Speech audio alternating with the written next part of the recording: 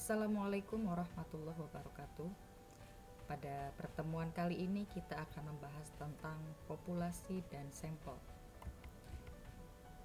Populasi adalah gambaran objek penelitian yang akan diteliti di penelitian kuantitatif. Sedangkan sampel adalah bagian dari populasi yang diharapkan bisa merepresentasikan suatu populasi. Nah, bagian yang kecil tersebut, untuk mengambil sampel dari suatu populasi, kita harus memperhatikan ukuran sampel untuk menentukan banyaknya berapa sampel tersebut, dan juga cara pengambilannya pun ada tekniknya, yaitu teknik sampling. Populasi adalah wilayah generalisasi yang terdiri dari objek-objek yang mempunyai kuantitas tertentu beserta karakteristik atau sifat-sifatnya. Dalam proses penelitian populasi yang melibatkan adanya sampel, maka sampel yang didapatkan harus merepresentasikan populasinya. Sebagai contoh, di sini saya berikan ilustrasi gambar makanan. Yang kita lihat ini seperti nasi goreng. Kemudian di sini ada kerupuknya. Tetapi bisa jadi ini bukan nasi goreng. Ini seperti abon. Kemudian di sini adalah keripik-keripik tertentu. Atau bisa jadi juga ini makanan ringan dengan ada taburan kelapanya. Nah, untuk mengetahui ini sebenarnya makanan apa, maka kita perlu mengambil sampel dari makanan ini. Kita perlu mencicipi. Untuk mencicipi nggak mungkin kan kita menghabiskan seluruh makanan ini satu piring. Kita ambil sampel sedikit bagian dari makanan yang ada dalam piring ini untuk mengetahui sebenarnya itu adalah makanan apa. Saya ambil contoh, misalkan sampelnya ini. Teknik samplingnya, pengambilan sampelnya atau mencicipinya tadi, itu adalah cara menyendoknya dari segala arah. Jadi tidak hanya dari satu sisi saja, tapi dari bagian mananya, itu namanya teknik samplingnya. Cara mengambil sampelnya, cara menyendoknya itu dari mana-mana, itu namanya teknik samplingnya. Kemudian ukuran sampelnya, banyaknya sampel yang akan diambil itu adalah berapa sendoknya, berapa takar, 1 sendok, 2 sendok, itu adalah ukuran sampelnya. Nah, kemudian setelah dapatkan sampel, kita cicipi, ternyata rasanya adalah nasi goreng. Kemudian di situ terdapat bawang goreng, ada daun seledri, cabai, dan juga udang. Berarti tadi yang mirip-mirip seperti kerupuk itu mungkin udang ya.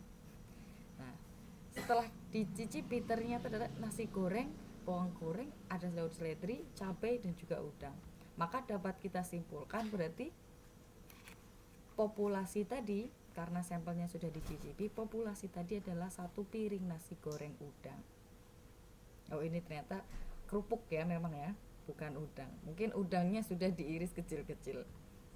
Nah, hari ini saya akan menjelaskan tentang teknik samplingnya, bagaimana cara kita mengambil sampel dari suatu populasi. Yang pertama ada probability sampling dan non-probability sampling. Probability sampling adalah teknik pengambilan sampel yang memberikan peluang yang sama bagi setiap anggota populasi untuk dipilih menjadi anggota sampel. Jadi semua berkesempatan sama. Ada 4 teknik sampling untuk probability sampling yang semua anggota populasinya berkesempatan sama. Ini ada 4 cara. Yang pertama adalah simple random sampling, yang kedua proportionate stratified random sampling, yang ketiga disproportionate stratified random sampling, dan yang keempat cluster sampling atau area sampling. Kita bahas yang pertama terlebih dahulu. Simple random sampling. Teknik ini dikatakan simple karena pengambilan anggota sampel dari suatu populasinya dilakukan secara acak tanpa memperhatikan strata yang ada dalam populasi. Jadi di sini tidak ada stratanya. Contohnya misalkan kita mau meneliti tentang produktivitas warga Wangandowo. Apakah di sana ada stratanya, yang sudah haji misalkan, yang belum haji, atau mungkin yang golongan ekonominya menengah ke atas, sedang, menengah ke bawah. Apakah ada stratanya? Kan tidak. Nah, oleh karena itu kalau kita ingin mengambil suatu sampel dari populasi yang sedemikian, saya contohkan tadi, misalkan produktivitas warga Wangandowo, kemudian meneliti tentang kecamatan Rawolaku. Nah, seperti itu yang tidak ada strata-stratanya, tidak ada kelompok-kelompoknya lagi, tidak berjenjang maupun tidak ada kelompok-kelompok kecilnya lagi. Itu teknik pengambilan sampling yang patutnya kita lakukan adalah simple random sampling. Di situ diambil secara acak. Ukurannya tidak kita bahas di sini ya. Untuk menentukan ukuran sampling sudah kita bahas di penentuan ukuran sampel. Kalau yang populasinya diketahui bisa menggunakan rumus Lovin, yang tidak diketahui jumlah populasinya bisa menggunakan rumus Lemaître. Di sini hanya cara pengambilan sampelnya. Nah, cara pengambilan sampelnya bagaimana dan juga memenuhi ukuran sampel yang sudah ditentukan. Itu adalah simple random sampling. Kemudian yang kedua, proportionate stratified random sampling. Namanya saja proportionate, berarti secara proporsional. Stratified, yang berstrata, yang ada tingkatannya atau yang ada kelompok-kelompoknya. Ketika kita ingin melakukan sampling, pengambilan sampel dari suatu populasi yang tidak homogen dan berstrata ya. Ini berstrata, misalkan saya beri contoh, populasinya 100 orang. Dari 100 orang ini ada 4 kelompok, A, B, C, dan D. Di sini A adalah 20 orang, B 30 orang, C 24 orang, dan D 26 orang. Artinya dia stratified, dia berstrata. Nah, stratanya ini adalah proporsional. Kenapa? Karena selisihnya sedikit. Nanti ada lagi disproportionate. Dis berarti tidak proporsional. Ini yang proporsional terlebih dahulu. Bagaimana cara kita mengambil sampelnya? Dari populasi yang sedemikian, ada 100 orang, kemudian di situ ada kelompoknya A, B, C, D. Contoh lain misalkan kita mau meneliti perilaku konsumennya mahasiswa IAIN Pekalongan.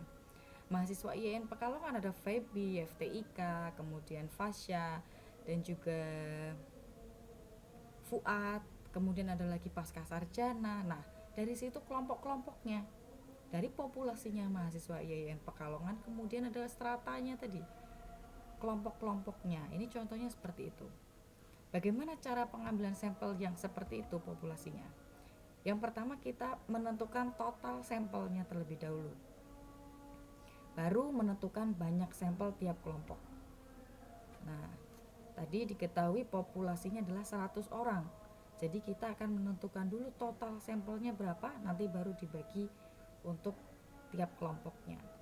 Bagaimana cara membagi nanti tiap kelompok?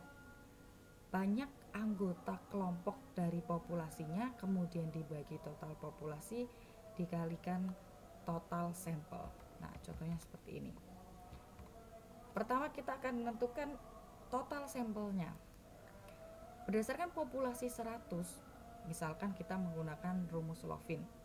Selain Lovin bisa juga ya menggunakan tabel De Morgan atau rumusnya Isaac atau Christie ya. Nah, ini misalkan menggunakan rumus Lovin, diperoleh ukuran sampelnya adalah 80. Dari 100 orang populasi, total sampelnya adalah 80. Kemudian kita akan menentukan banyak sampel tiap kelompok. Jumlah anggota populasi kelompok A adalah 20. Maka jumlah anggota kelompok yang diambil untuk sampel dari kelompok A berarti 20, kemudian dibagi 100 total populasinya, dikalikan 80 total sampelnya. Maka kita dapatkan sampel untuk kelompok A adalah 16.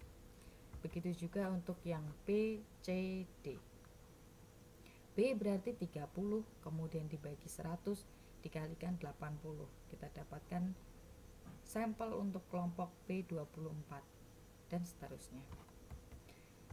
Kemudian sekarang untuk yang teknik sampling disproportionate. Seperti yang tadi saya katakan, Proportionate itu berarti yang proporsional antara strata satu dengan strata yang lain, antara kelompok yang satu dengan yang kelompok yang lain hampir mirip jumlahnya. Ketika disproportionate berarti tidak proporsional, tidak mirip, atau bisa jadi juga kurang proporsional. Semisal tadi kelasnya ada 4 atau fakultasnya ada 4 dalam suatu universitas, tapi ternyata ada fakultas yang mahasiswanya hanya sedikit.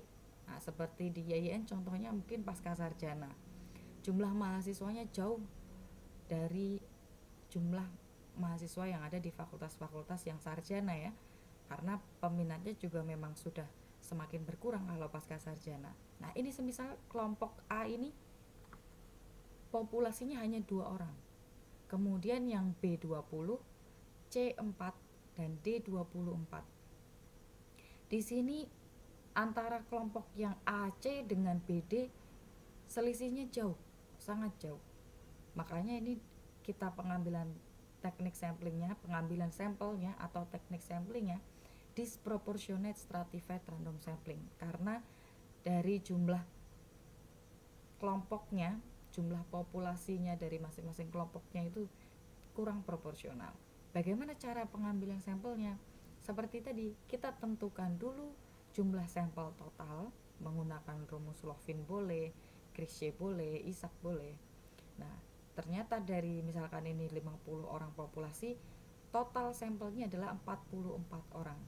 Bagaimana pembagiannya? Kalau tadi proportionate langsung dibagi 2 dibagi 50 dikali 44. Tapi ini tidak, karena ini disproportionate. Maka kelas yang kecil jumlah sampelnya itu sedikit, kelompok yang jumlah sampelnya sedikit, kita ikutkan semua. Jadi yang A dan C ini kita ikutkan semua. Kemudian dari 44 sudah berkurang 6, maka tinggal 38. Untuk mendapatkan sampel kelompok yang B dan D, maka sisanya adalah 20 dibagi 50 dikalikan 38. Begitu juga yang D. 24 dibagi 50 dikalikan 38, maka mendapatkan hasil 12 dan 15. Seperti itu. Teknik sampling dari probability sampling yang terakhir, yang memberikan peluang sama untuk setiap anggota populasinya, adalah cluster sampling. Teknik ini digunakan jika populasinya berkelompok-kelompok dan jumlah kelompoknya banyak. Nah, misalkan ini populasinya ada A, B, C, D, E sampai dengan H. Berarti 8 ya. Nah, contoh yang lain misalkan kita mau mengadakan dokter kecil. Kalau dulu zaman SD ya, dokter kecil. Dokter kecil itu kalau di SD kelasnya kan ada 6 ya, 1 sampai dengan 6. Kelas 1 aja ada mungkin A, B, C. 3 kemudian dikalikan 6, jadi ada 8 kelas. Nggak mungkin kalau untuk mengadakan dokter kecil kemudian kita menjadikan seluruh kelas itu adalah sebagai pasiennya. Padahal dokter kecilnya sendiri adalah kan anak kecil ya, anak SD. Capek mesti dia. Nah, bagaimana caranya? Kita mengambil sampel dari 18 kelas tadi, kelas 1 sampai dengan kelas 6, kita ambil terlebih dahulu sampel klasternya, sampel areanya. Dari 8 boleh diambil 4, dari 18 tadi boleh diambil 9. Jadi pengambilan kelasnya dulu. Setelah pengambilan kelasnya dulu, kemudian diambil sampel individunya dari masing-masing kelasnya. Mau diambil berapa individu. Nah, pengambilan sampel yang seperti ini namanya sampling, cluster sampling atau area sampling. Itu 4 teknik sampling untuk yang probability sampling. Selanjutnya adalah yang non probability sampling. Non probability sampling adalah teknik pengambilan sampel yang tidak memberikan peluang sama bagi setiap anggota populasi untuk dipilih menjadi anggota sampel. Jadi tidak semua anggota populasinya berkesempatan sama. Di sini ada 6 teknik. Yang pertama adalah sampling sistematis, sampling kuota, sampling insidental, purposive sampling, snowball, dan juga sensus. Kita bahas yang pertama terlebih dahulu, sampling sistematis. Teknik ini digunakan dengan mempertimbangkan nomor urut anggota populasi atau nomor urut anggota populasi terlebih dahulu ditentukan oleh peneliti. Nomor urut anggota populasi terlebih dahulu ditentukan oleh peneliti. Jika populasinya terdapat 10 anggota, maka sampelnya adalah data-data anggota populasi yang bernomor genap atau ganjil, atau bisa juga merupakan nomor kelipatan. Di sini saya berikan contoh populasi 15. Ada 15 populasi ya. Namanya misalkan ini X, R, T, Y dan lain sebagainya. Populasinya. Kemudian kalau kita menggunakan teknik sampling sistematis, kita bisa memilih sampelnya dari anggota populasi yang nomornya genap misalkan. Berarti 2, 4, 6, 8 dan lain sebagainya. Artinya yang bernomor ganjil tidak mempunyai kesempatan untuk menjadi sampel. Nah, di sini non probability sampling. Karena semua tidak berkesempatan sama, maka non probability sampling. Di sini misalkan langsung ditentukan oleh peneliti yang akan dijadikan sampel adalah yang bernomor ganjil atau bernomor genap atau kelipatan. Nah, di sini misalkan saya contohnya dari 15 populasi, saya ambil sampelnya yang nomornya 2, 3, 5, 7, 13, 14. Nah, berarti peneliti menentukan yang diambil sampel yang nomornya apa? Apakah genap, ganjil, kelipatan, atau apa? Nah, coba ini nanti kalian bisa ketik di kolom komentar. Kemudian yang kedua adalah sampling kuota. Dari teknik sampling non probability sampling, yang pertama tadi sudah sampling sistematis, yang ini sampling kuota. Sampling kuota ini digunakan dengan mempertimbangkan target tercapainya jumlah sampel yang ditentukan. Pengumpulan datanya akan berhenti sampai jumlah datanya terkumpul sesuai jumlah sampel yang ditetapkan. Nah, jadi misalkan dari total populasi 100 tadi ya, misalkan ketika dihitung menggunakan rumus Lovin, ternyata sampel yang harus dipenuhi, yang harus terambil adalah 80. Maka kalian sebar kuesioner. Ketika kuesionernya sudah terisi 80 orang dengan jawaban yang dengan jawaban yang semuanya terisi, artinya akurat, bisa diolah, bisa dihitung. Nah, maka 80 itu kalau memang sudah terpenuhi kuotanya, sudah berarti ditutup pengisian angketnya atau pengisian kuesioner lewat Google Form-nya tadi. Itu adalah sampling kuota. Yang ketiga adalah sampling insidental. Insidental atau accidental. Teknik ini digunakan berdasarkan kebetulan. Sebagai contoh, misalkan kita mau meneliti tanggapan warga atau masyarakat Kota Pekalongan dan Kabupaten Pekalongan terhadap adanya wisata air baru di pantai Pasir Kencana. Bagaimana tanggapannya?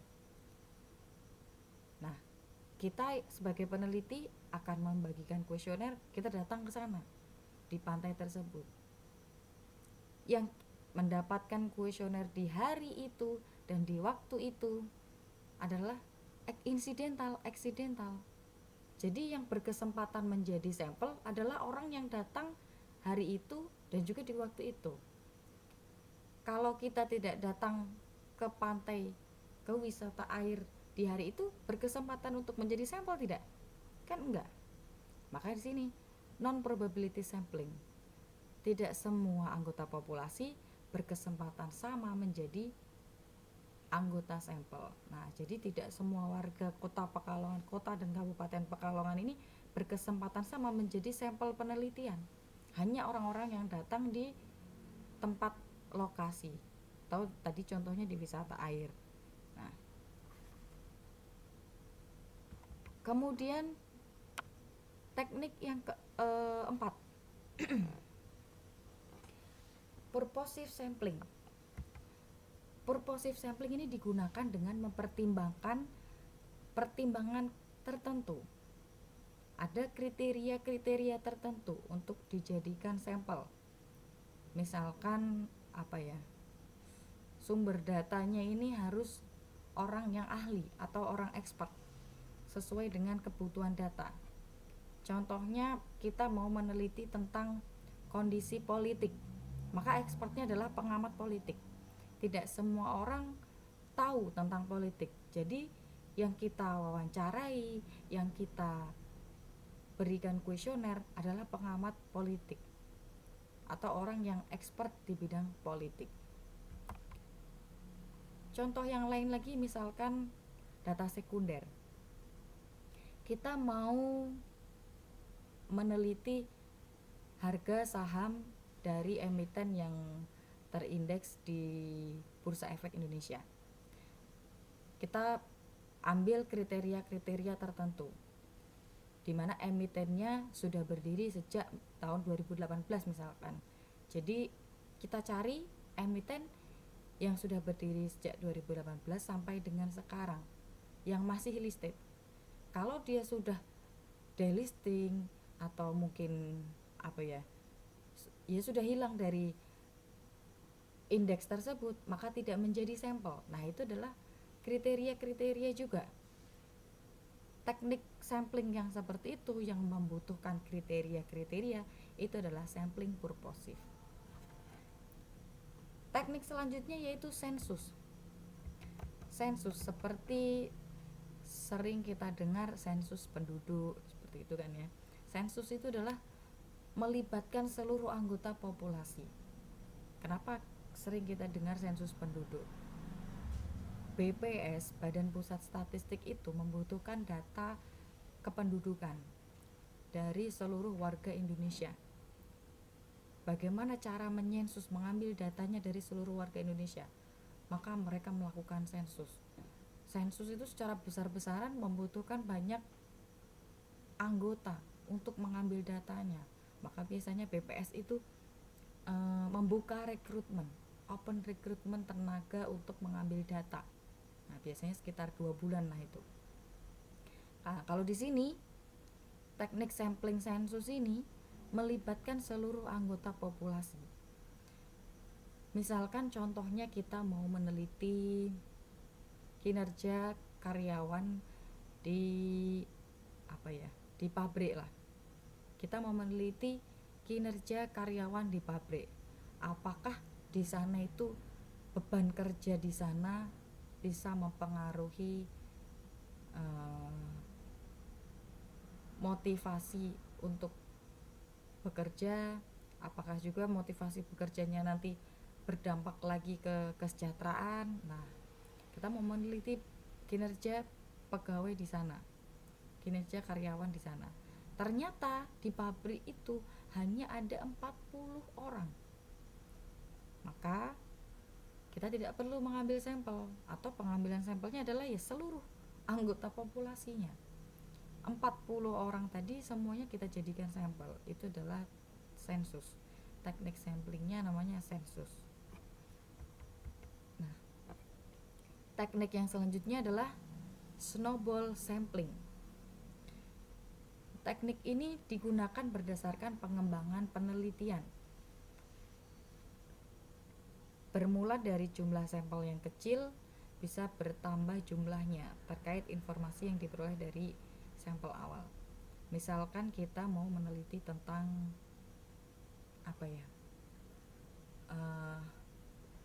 mahasiswa-mahasiswa dari Indonesia yang mengambil pendidikan di luar negeri, student exchange. Kita sangat terbatas untuk bisa menemukan orang-orang Indonesia yang kuliah di luar negeri. Informasinya kita sangat terbatas, kita mungkin hanya kenal 1 atau 2 orang. Nah, bagaimana cara kita menggali informasi dari para orang-orang Indonesia yang kuliah di luar negeri itu? Kita ambil 1 atau 2 orang yang kita kenal tadi, kemudian kita berikan kuesionernya, atau mungkin kita wawancarai. Kemudian dari 1 atau 2 orang tadi, mereka bisa mengenalkan teman-temannya. Mungkin mereka punya grup beasiswanya, mungkin grup universitasnya yang ada di luar negeri, yang orang-orang Indonesia itu siapa aja, kan mungkin ada komunitasnya ya. Nah, kita bisa lewat 1 atau 2 orang tersebut, atau istilah lainnya adalah getuk tular. Nah, dari 1 atau 2 orang itu kemudian kita bisa mendapatkan informasi dari orang-orang Indonesia lain yang kuliah di luar negeri. Itu adalah snowball sampling. Contoh lainnya misalkan imigran itu ada datanya, tetapi kalau orangnya sudah menyebar, bagaimana cara kita memperolehnya? Belum tentu nomornya masih digunakan, nomor HP yang dicatatkan untuk administrasi data di di dinas koperasi perindustrian perdagangan itu mungkin masih sama, masih digunakan, belum tentu nomornya itu masih sama, bisa jadi sudah ganti. Nah, bagaimana cara kita mendapatkan informasinya? Nah, itu dari 1 atau 2 orang kemudian menular ke teman-temannya. Itu adalah snowball sampling. Teknik ini seringnya dilakukan untuk penelitian kualitatif. Jadi kita ngambil 1 informan atau 2 informan, kemudian kita tanyai kira-kira siapa lagi orang yang berkecimpung, orang yang tahu tentang ini. Contohnya misalkan kalau kualitatif kita mau meneliti tentang kemistisan pantai utara, atau di sana kan ada Dewi Lanjar. Nah, kita mau meneliti benar atau tidak adanya pesugihan di sana. Kita belum tahu bagaimana cara kita mengambil informasinya. Kita datangi terlebih dahulu RT-nya, kemudian ternyata dari Pak RT ke RW dulu untuk mendapatkan juru kuncinya. Nah, itu getuk tular, karena kita tidak langsung tahu siapa juru kuncinya. Itu adalah snowball sampling. Untuk penelitian kualitatif seringnya menggunakan snowball sampling dan juga purposive sampling yang ada kriteria-kriterianya tadi. Nah, begitu untuk pengambilan sampel dan juga tekniknya. Kemudian untuk ukuran sampelnya, barangkali teman-teman kemarin lupa ya. Ukuran sampel penelitian harusnya sebesar-besarnya, karena agar bisa merepresentasikan populasi, agar lebih tepat untuk digeneralisir. Bagaimana kondisinya? Di sini ada kondisi-kondisi yang perlu diperhatikan. Yang pertama, jika penelitiannya itu yang sedang dikerjakan merupakan penelitian deskriptif, artinya hanya mendeskripsikan, menggambarkan dari populasi, maka ukuran sampelnya minimal 10%. 10% dari total populasi. Jadi tidak perlu 30 gitu ya. Biasanya kan kalau penelitian kuanti itu minimal 30. Tetapi kalau ini penelitiannya deskriptif, ukuran sampelnya adalah 10%. Jika penelitiannya itu bersifat korelasi, perbandingan, atau mungkin regresi, forecast yang sudah membutuhkan analisis statistik, maka ukuran sampelnya minimal adalah 30. Baik itu data laporan keuangan, responden ya, minimal 30. Kemudian jika penelitiannya itu eksperimen berkelompok, maka ukuran sampel yang direkomendasikan adalah 15 sampel untuk tiap kelompoknya. Nah, ukuran sampel tadi untuk penentuannya sudah saya sebutkan. Pertama menggunakan rumus Lovin, bisa menggunakan rumus Lovin ya, yang populasinya diketahui. Rumusnya adalah seperti ini. N adalah jumlah sampelnya, kemudian N besar ini jumlah populasi. Jumlah populasi dibagi 1 ditambah jumlah populasi dikalikan tingkat kesalahan dikuadratkan. Wajarnya menurut kesepakatan para ahli, kita biasa menggunakan tingkat kesalahan atau errornya itu adalah 5% ya. Misalkan contohnya kita terdapat 100 orang populasi, maka sampel yang dibutuhkan dengan menggunakan rumus Lovin bagaimana?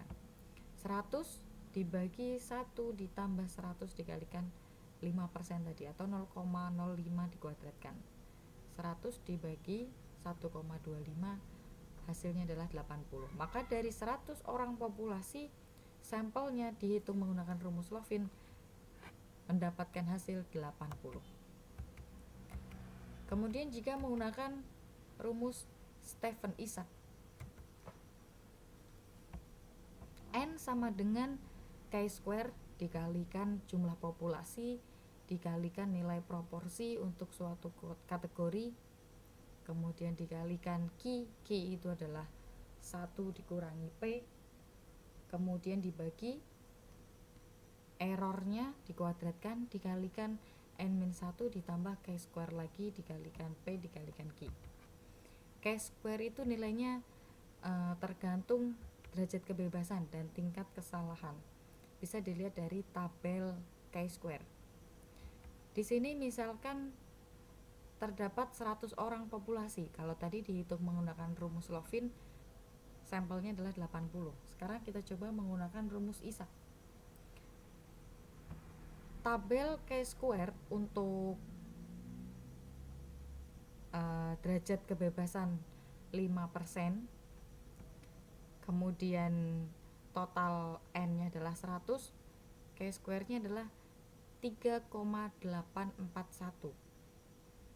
Kemudian dikalikan populasinya tadi adalah 100, dikalikan proporsi. Proporsi di sini adalah nilai untuk benarnya, nilai untuk suatu kondisi dinyatakan benar setengahnya. Karena ada pilihan benar dan salah, hanya ada 2 pilihan, benar dan salah.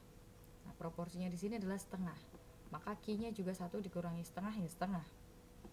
Kemudian dibagi alfanya ini adalah tingkat kesalahannya 0,05 ya, ini harusnya ya 0,05 kuadrat dikali 100 kurangi 1 ditambah Chi-square nya tadi sama 3,841 dikali 0,05 dikali 0,5, P dan Q nya sama seperti tadi.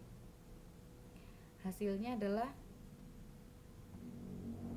mendekati 78.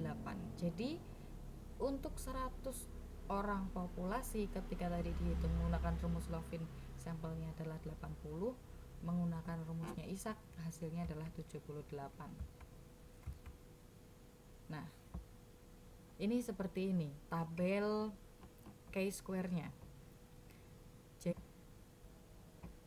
DF di sini adalah jumlah variabelnya dikurangi 1, jumlah variabel dikurangi 1, karena di sini ada X dan Y ya, minimal itu ada 2 variabel X dan Y, maka dari 2 dikurangi 1 hasilnya adalah 1. Sedangkan kolomnya yang kanan-kanan ini Chi-square 0,05, kolom yang ke-7 kita lihat Chi-square 0,05 itu 3,41, kemudian DF-nya adalah 1, maka hasilnya 3,841. Ketika variabelnya 3, maka DF-nya adalah 2. Jadi minimal di sini 1. Tidak ada variabelnya 1 kemudian 0. Maka di sini DF ini tidak dimulai dari 0. Jadi mulainya dari 1. Karena tadi DF itu adalah jumlah variabel dikurangi 1. Minimal ada 2 variabel X dan Y. Nah, jadi untuk 100 orang populasi ketika dihitung sampelnya menggunakan rumus Isaac didapatkan jumlah sampel 78. Sekarang menggunakan tabel Crichet. Kalau ini tidak perlu menghitung karena hanya lihat tabel ya. Di sini sudah saya sajikan tabelnya. Semisal tadi N-nya 100, coba kita lihat ya di sini kolom pertama N, kemudian ini 1%, 5%, 10% ya, ini errornya, taraf kesalahannya. Misalkan kita N-nya tadi 100, kemudian errornya 5%. Jika menggunakan tabel Krische, populasinya 100, sampelnya adalah 78. Sama hasilnya dengan tadi menggunakan rumus Ishak. Ya, kurang lebih sama, baik itu Slovin maupun tabel Krische maupun Ishak ya. Nah, selanjutnya kita akan membahas tentang pengumpulan data, dan juga dari sebelum ke pengumpulan data, pengembangan instrumen terlebih dahulu. Jadi agar instrumennya itu layak disebar, valid dan reliable, layak diuji cobakan, layak disebar untuk menghasilkan suatu data. Sekian untuk materi hari ini, semoga bermanfaat. Akhirul kalam, billahi